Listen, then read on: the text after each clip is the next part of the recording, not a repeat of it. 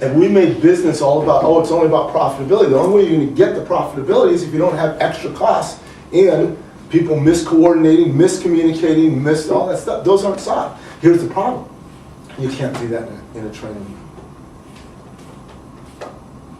You can't teach communication in a workshop.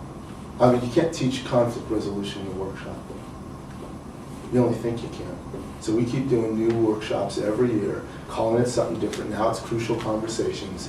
10 years earlier, it was something called something else. And we keep thinking that sending people to a training program is going to give them the skill to get to operate in the workplace. It's not a skill issue. Execution is not skill-based, it's habit-based.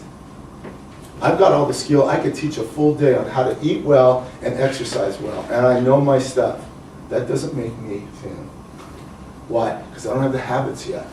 It has nothing to do with skill, has nothing to do with knowledge, has nothing to do with awareness. It has everything to do with what are your habits. And every organization have habits of execution. And it's those habits of execution that equate to whatever results you're getting. You have good habits, you have bad habits.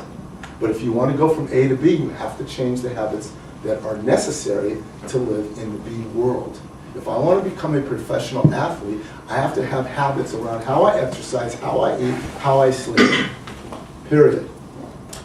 And if I don't want to be in that world, I don't have to have those habits. If I want to have a top performing organization, it's not about appeasing everybody and getting employees to talk about what they want. It is about, let's drive what is the demand on people. Like, it's non-negotiable that we work well with each other. It's non-negotiable that we include each other when we make decisions. It's non-negotiable that we address non-performers. It's non-negotiable that we orient people into our execution culture rather than just into the job description. It's non-negotiable that that our meetings are outcome-driven, not information-driven.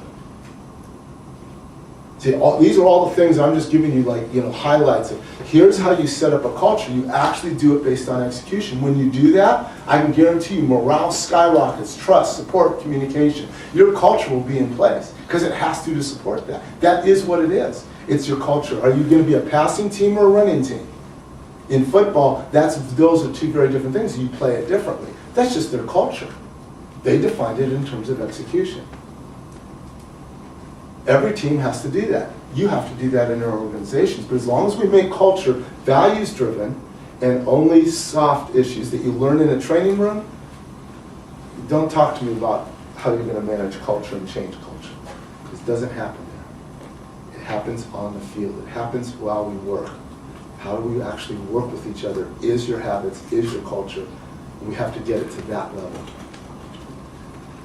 That's why we do so much in teams, because you can't change it individually. You have to change it in with each other. If there's a double play to be made, shortstop to second, second to first, do I practice that individually or do I practice that with the three players? You gotta have the three players. And execution has nothing to do with skill. I mean, it has something to do with skill. If you don't have the skill, you can't execute. But you can have the skill and not execute. You can have good process and not execute. Execution is how that comes together.